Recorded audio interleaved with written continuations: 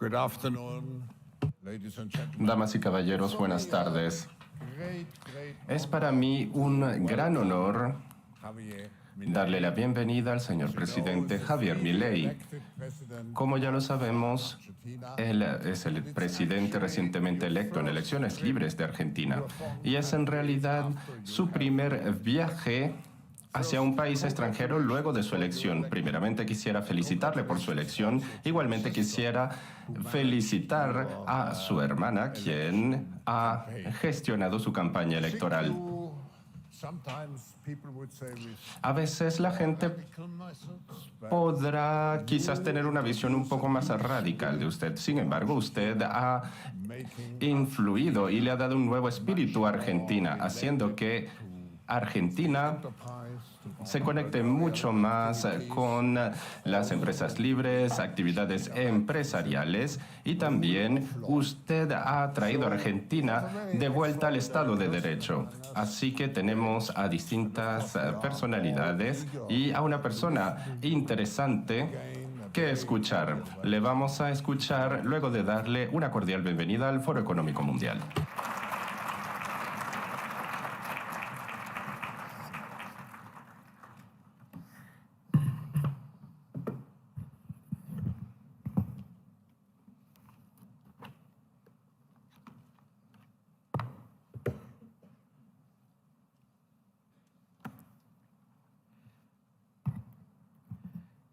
Buenas tardes, muchas gracias. Hoy estoy acá para decirles que Occidente está en peligro. Está en peligro porque aquellos que supuestamente deben defender los valores de Occidente se encuentran cooptados por una visión del mundo que inexorablemente conduce al socialismo y, en consecuencia, a la pobreza. Lamentablemente, en las últimas décadas, motivados por algunos deseos bien pensantes de querer ayudar al prójimo y otros por el deseo de pertenecer a una casta privilegiada, los principales líderes del mundo occidental han abandonado el modelo de la libertad por distintas versiones de lo que llamamos colectivismo. Nosotros estamos acá para decirles que los experimentos colectivistas nunca son la solución a los problemas que aquejan a los ciudadanos del mundo, sino que por el contrario son su causa. Créanme, nadie mejor que nosotros los argentinos para dar testimonios de estas dos cuestiones. Cuando adoptamos el modelo de la libertad, allá por el año 1860, en 35 años nos convertimos en la primer potencia mundial, mientras que cuando abrazamos el colectivismo, a lo largo de los últimos 100 años, vimos como nuestros ciudadanos comenzaron a empobrecerse sistemáticamente hasta caer en el puesto número 140 del mundo. Pero antes de poder dar esta discusión, sería importante que primero viéramos los datos que sustentan por qué el capitalismo de libre empresa no solo es un sistema posible para terminar con la pobreza del mundo, sino que es el único sistema moralmente deseable para lograrlo. Si consideramos la historia del progreso económico, podemos ver cómo desde el año 0 hasta el año 1800 aproximadamente, el PBI per cápita del mundo prácticamente se mantuvo constante durante todo el periodo de referencia. Si uno mira un gráfico de la evolución del crecimiento económico a lo largo de la historia de la humanidad, uno estaría viendo un gráfico con la forma de un palo de hockey, una función exponencial que se mantuvo constante durante el 90% del tiempo y se dispara exponencialmente a partir del siglo XIX. La única excepción a esta historia de estancamiento se dio a finales del siglo XV con el descubrimiento de América. Pero salvando esta excepción, a lo largo de todo el periodo entre el año 0 y el año 1800, el PBI per cápita a nivel global se mantuvo estancado. Ahora bien, no solo que el capitalismo generó una explosión de riqueza desde el momento que se adoptó como sistema económico, sino que, si uno analiza los datos, lo que se observa es que el crecimiento se viene acelerando a lo largo de todo el periodo. Durante todo el periodo comprendido entre el año 0 y el 1800, la tasa de crecimiento del PBI per cápita se mantuvo estable en torno al 0,02% anual, es decir, prácticamente sin crecimiento. A partir del siglo XIX, con la revolución industrial, la tasa de crecimiento pasa al 0,66%, A ese ritmo, para duplicar el PBI per cápita, se necesitarían crecer durante 107 años. Ahora bien, si observamos el periodo entre 1900 y 1950, la tasa de crecimiento se acelera al 1,36% anual. Ya no necesitamos 107 años para duplicar el PBI per cápita, sino 66. Y si tomamos el periodo comprendido entre 1950 y el año 2000, vemos que la tasa de crecimiento fue de 2,1% anual, lo que derivaría en que en solo 33 años podríamos duplicar el PBI per cápita del mundo. Esta tendencia, lejos de detenerse, se mantiene viva aún hoy. Si tomamos el periodo entre el año 2000 y el 2023, la tasa de crecimiento volvió a acelerar el 3% anual, lo que implica que podríamos duplicar nuestro PBI per cápita en el mundo en tan solo 23 años. Ahora bien, cuando se estudia el PBI per cápita desde el año 1800 al día de hoy, lo que se observa es que luego de la revolución industrial, el PBI per cápita mundial se multiplicó por más de 15 veces, generando una explosión de riqueza que sacó de la pobreza al 90% de la población mundial. No debemos olvidar nunca que para el año 1800, cerca del 95% de la población mundial vivía en la pobreza más extrema, mientras que ese número cayó al 5% para el año 2020, previo a la pandemia. La conclusión es obvia. Lejos de ser la causa de nuestros problemas, el capitalismo de libre empresa como sistema económico es la única herramienta que tenemos para terminar con el hambre, la pobreza y la indigencia a lo largo y a lo ancho de todo el planeta. La evidencia empírica es incuestionable. Por eso, como no cabe duda de que el capitalismo de libre mercado es superior en términos productivos, la doxa de izquierda ha atacado al capitalismo por sus cuestiones de moralidad, por ser, según ellos, dicen sus detractores, que es injusto. Dicen que el capitalismo es malo porque es individualista y que el colectivismo es bueno porque es altruista, con la ajena. Y en consecuencia bregan por la justicia social. Pero este concepto que en el primer mundo se ha puesto de moda en la última época, en mi país es una constante del discurso político desde hace más de 80 años. El problema es que la justicia social no es justa, sino que tampoco aporta al bienestar general. Muy por el contrario, es una idea intrínsecamente injusta, porque es violenta. Es injusta porque el Estado se financia a través de impuestos, y los impuestos se cobran de manera coactiva. ¿O acaso alguno de nosotros puede decir que paga los impuestos de manera voluntaria? Lo cual significa que el Estado se financia a través de la coacción y que a mayor carga impositiva, mayor es la coacción, menor es la libertad. Quienes promueven la justicia social parten de la idea de que el conjunto de la economía es una torta que se puede repartir de una manera distinta. Pero esa torta no está dada, es riqueza que se va generando en lo que, por ejemplo, Israel Kirzler llama un proceso de descubrimiento de mercado. Si el bien o servicio que ofrece una empresa no es deseado, esa empresa quiebra a menos que se adecúe a lo que el mercado le está demandando. Si genera un producto de buena calidad a un buen precio atractivo, le va a ir bien y va a producir más. De modo que el mercado es un proceso de descubrimiento en el cual el capitalista encuentra sobre la marcha el rumbo correcto. Pero si el Estado castiga al capitalista por tener éxito y lo bloquea en este proceso de descubrimiento, destruye sus incentivos y las consecuencias de ello es que va a producir menos y la torta será más chica, generando perjuicio para el conjunto de la sociedad. El colectivismo, al inhibir estos procesos de descubrimiento y al dificultar la apropiación de lo descubierto, ata al emprendedor de las manos y le imposibilita producir mejores bienes y ofrecer mejores servicios a un mejor precio. ¿Cómo puede ser entonces que desde la academia, los organismos internacionales, la política y la teoría económica se demonice un sistema económico que no solo ha sacado de la pobreza más extrema al 90% de la población mundial y lo hace cada vez más rápido, sino que además es justo y moralmente superior? Gracias al capitalismo de libre empresa, hoy el mundo se encuentra en su mejor momento. No hubo nunca en toda la historia de la humanidad un momento de mayor prosperidad que el que vivimos hoy. El mundo de hoy es más libre, más rico, más pacífico y más próspero que en cualquier otro momento de nuestra historia.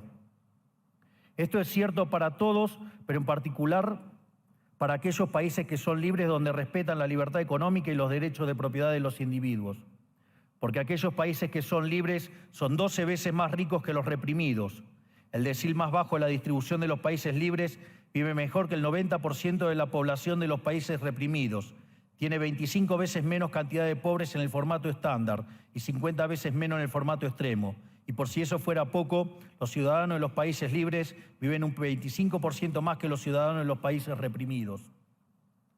Ahora bien, para entender que venimos a defender, es importante definir de a qué hablamos nosotros cuando hablamos de libertarismo. Para definirlo, retomo las palabras del máximo prócer de las ideas de la libertad de Argentina, el profesor Alberto Venegas Lynch, dijo que dice: el libertarismo es el respeto irrestricto del proyecto de vida del prójimo, basado en el principio de no agresión y en defensa del derecho a la vida, a la libertad y a la propiedad, cuyas instituciones fundamentales son la propiedad privada, los mercados libres de intervención estatal, la libre competencia, la división del trabajo y la cooperación social, donde solo se puede ser exitoso sirviendo al prójimo con bienes de mejor calidad a un mejor precio. Dicho de otro modo, el capitalista, el empresario exitoso, es un benefactor social que, lejos de apropiarse de la riqueza ajena, contribuye al bienestar general. En definitiva, un empresario exitoso es un héroe. Este es el modelo que nosotros estamos proponiendo para la Argentina del futuro, un modelo basado en los principios fundamentales del libertarismo, la defensa de la vida, de la libertad y de la propiedad. Ahora bien, si el capitalismo de libre empresa y la libertad económica han sido herramientas extraordinarias para terminar con la pobreza en el mundo, y nos encontramos hoy en el mejor momento de la historia de la humanidad, vale la pena preguntarse por qué digo entonces que Occidente está en peligro. Digo que Occidente está en peligro justamente porque en aquellos países que deberíamos defender los valores del libre mercado, la propiedad privada y las demás instituciones del libertarismo, sectores del establishment político y económico, algunos por errores en su marco teórico y otros por ambición de poder, están socavando los fundamentos del libertarismo, abriéndole las puertas al socialismo y condenándonos potencialmente a la pobreza, a la miseria y el estancamiento. Porque nunca debe olvidarse que el socialismo es siempre y en todo lugar un fenómeno empobrecedor, que fracasó en todos los países que se intentó. Fue un fracaso en lo económico, fue un fracaso en lo social, fue un fracaso en lo cultural y además asesinó a más de 100 millones de seres humanos.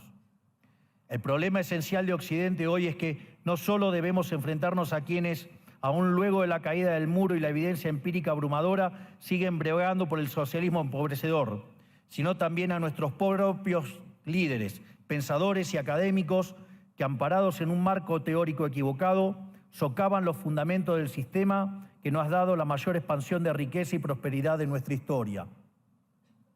El marco teórico al que me refiero es el de la teoría económica neoclásica, que diseña un instrumental que, sin quererlo, termina haciendo funcional la intromisión del Estado, el socialismo y la degradación de la sociedad. El problema de los neoclásicos es que, como el modelo del que se enamoraron no mapea contra la realidad, atribuyen el error al supuesto fallo del mercado, en vez de revisar las premisas de su modelo. Sobre pretexto de un supuesto fallo de mercado, se introducen regulaciones que lo único que generan es distorsiones en el sistema de precios que impiden el cálculo económico y, en consecuencia, el ahorro, la inversión y el crecimiento. Este problema radica esencialmente en que ni siquiera los economistas supuestamente libertarios comprenden qué es el mercado, ya que si se comprendiera, se vería rápidamente que es imposible que exista algo así como un fallo de mercado. El mercado no es una mera descripción gráfica de una curva de oferta y otra de demanda en un gráfico. El mercado es un mecanismo de cooperación social donde se intercambian voluntariamente derechos de propiedad. Por lo tanto, dada esta definición, hablar de fallo de mercado es un oxímoron. No existe el fallo de mercados. Si las transacciones son voluntarias, el único contexto en el que puede haber un fallo de mercado es si hay coacción. Y el único con la capacidad de coaccionar de manera generalizada es el Estado, que tiene el monopolio de la violencia. En consecuencia, si alguien considera que hay un fallo de mercado, les recomendaría que revisen si hay intervención estatal en el medio. Y si encuentran que no hay intervención estatal en el medio, les sugiero que hagan de nuevo el análisis porque definitivamente está mal. Los fallos de mercado no existen. Un ejemplo de los supuestos fallos de mercado que describen los neoclásicos son las estructuras concentradas de la economía. Sin embargo, sin funciones que presenten rendimientos crecientes a escala, cuya contrapartida son las estructuras concentradas de la economía, no podríamos explicar el crecimiento económico desde el año 1800 hasta hoy. Fíjense qué interesante. Desde el año 1800 en adelante, con la población multiplicándose más de 8 o 9 veces, el producto per cápita creció más de 15 veces. Es decir, existen rendimientos crecientes. Eso llevó la pobreza extrema del 95% al 5%. Sin embargo, esas presencias de rendimientos crecientes implican estructuras concentradas, lo que se llamaría, por ejemplo, un monopolio. ¿Cómo puede ser que algo que haya generado tanto bienestar para la teoría neoclásica, eso es un fallo de mercado? Economistas neoclásicos, salgan de la caja. Cuando el modelo falla, no hay que enojarse con la realidad, hay que enojarse con el modelo y cambiarlo. El dilema que enfrenta el modelo neoclásico es que dicen querer perfeccionar el funcionamiento del mercado atacando lo que ellos consideran fallos, pero al hacerlo no solo abren las puertas del socialismo, sino que atentan contra el crecimiento económico. Ejemplo, regular monopolios, destruirle las ganancias y destrozar los rendimientos crecientes, automáticamente destruiría el crecimiento económico. Dicho de otro modo, cada vez que ustedes quieran hacer una corrección de un supuesto fallo de mercado, inexorablemente, por desconocer lo que es el mercado o por haberse enamorado de un modelo fallido, están abriendo las puertas al socialismo y están condenando a la gente a la pobreza. Sin embargo, frente a la demostración teórica de que la intervención del Estado es perjudicial y la evidencia empírica de que fracasó porque no podía ser de otra manera, la solución que propondrán los colectivistas no es mayor libertad, sino es que es mayor regulación, generando una espiral descendente de regulaciones hasta que todos seamos más pobres y a la vida de todos nosotros dependa de un burócrata sentado en una oficina de lujo. Dado el estrepitoso fracaso de los modelos colectivistas y los innegables avances del mundo libre, los socialistas se vieron forzados a cambiar su agenda. Dejaron atrás la lucha de clases basada en el sistema económico para reemplazarla por otros supuestos conflictos sociales igual de nocivos para la vida en comunidad y para el crecimiento económico. La primera de estas nuevas batallas fue la pelea ridícula y antinatural entre el hombre y la mujer. El libertarismo ya establece la igualdad entre los sexos. La piedra fundacional de nuestro credo dice que todos los hombres somos creados iguales, que todos tenemos los mismos derechos inalienables otorgados por el Creador, entre los que se encuentran la vida, la libertad y la propiedad. En lo único que devino esta agenda del feminismo radical es en mayor intervención del Estado para entorpecer el proceso económico, darle trabajo a burócratas que no le aportaron nada a la sociedad, sea en formato de ministerios de la mujer o organismos internacionales dedicados a promover esta agenda. Otro de los conflictos que los socialistas plantean es del hombre contra la naturaleza. Sostienen que los seres humanos dañamos el planeta y que debe ser protegido a toda costa, incluso llegando a abogar por mecanismos de control poblacional o en la agenda sangrienta del aborto. Lamentablemente, estas ideas nocivas han pregnado fuertemente en nuestra sociedad. Los neomarxistas han sabido cooptar el sentido común de Occidente. Lograron esto gracias a la apropiación de los medios de comunicación, de la cultura, de las universidades y sí, también de los organismos internacionales. Este último caso es el más grave tal vez, porque se trata de instituciones que tienen enorme influencia en las decisiones políticas y económicas de los países que integran esos organismos multilaterales. Por suerte, somos cada vez más los que nos atrevemos a levantar la voz, porque vemos que si no combatimos frontalmente estas ideas, el único destino posible es que cada vez vamos a tener más Estado, más regulación, más socialismo, más pobreza, menos libertad y, en consecuencia, peor nivel de vida. Occidente, lamentablemente, ya comenzó a transitar este camino. Sé que a muchos les puede sonar ridículo plantear que Occidente se ha volcado al socialismo, pero solo es ridículo en la medida que uno se restringe a la definición económica tradicional del socialismo, que establece que es un sistema económico donde el Estado es el dueño de los medios de producción. Esta definición debería ser, desde mi punto de vista, actualizada a las circunstancias presentes. Hoy los Estados no necesitan controlar directamente los medios de producción para controlar cada aspecto de la vida de los individuos. Con herramientas como la emisión monetaria, el endeudamiento, los subsidios, el control de la tasa de interés, los controles de precios y las regulaciones para corregir los supuestos fallos de mercado, pueden controlar los destinos de millones de seres humanos. Así es como llegamos al punto en el que, con distintos nombres o formas, buenas partes de las ofertas políticas generalmente aceptadas en la mayoría de los países de Occidente son variantes colectivistas.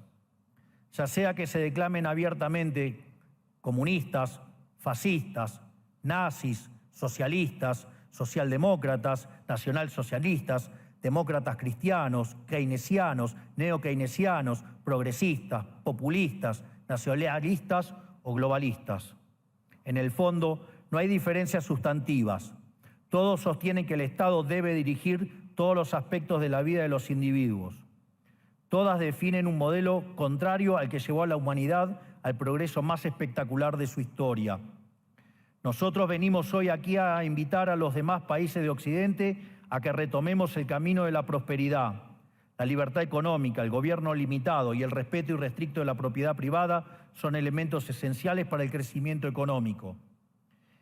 Este fenómeno de empobrecimiento que produce el colectivismo no es una fantasía, ni tampoco fatalismo. Es una realidad que los argentinos conocemos muy bien desde hace por lo menos 100 años. Porque ya lo vivimos, ya pasamos por esto, porque como dije antes, desde que decidimos abandonar el modelo de la libertad que nos había hecho ricos, estamos atrapados en una espiral descendente en donde cada día somos más pobres. Esto es, ya lo vivimos nosotros y estamos acá para alertarlos acerca de lo que puede pasar si los países de Occidente, que se hicieron ricos con el modelo de la libertad, continúan por este camino de servidumbre. El caso argentino es la demostración empírica de que no importa cuán rico seas, cuántos recursos naturales tengas, no importa cuán capacitada esté la población, ni cuán educada sea, ni cuántos lingotes de oro haya en las arcas del Banco Central. Si se adoptan medidas que entorpecen el libre funcionamiento de los mercados, la libre competencia, los sistemas de precios libres, si se entorpece el comercio, si se atenta contra la propiedad privada, el único destino posible es la pobreza. Por lo tanto, para finalizar, quiero darles un mensaje a todos los empresarios aquí presentes y a los que no están, pero nos están siguiendo desde todas partes del planeta. No se dejen amedrentar ni por la casta política ni por los parásitos que viven del Estado. No se entreguen a una clase política que lo único que quiere es perpetuarse en el poder y mantener sus privilegios. Ustedes son benefactores sociales, ustedes son héroes, ustedes son los creadores del periodo de prosperidad más extraordinario que jamás hayamos vivido. Que nadie les diga que su ambición es inmoral. Si ustedes ganan dinero es porque ofrecen un mejor producto a un mejor precio, contribuyendo de esa manera al bienestar general. No cedan al avance del Estado. El Estado no es la solución. El Estado es el problema mismo. Ustedes son los verdaderos protagonistas de esta historia y sepan que a partir de hoy cuentan con Argentina como un aliado incondicional. Muchísimas gracias y ¡viva la libertad, carajo!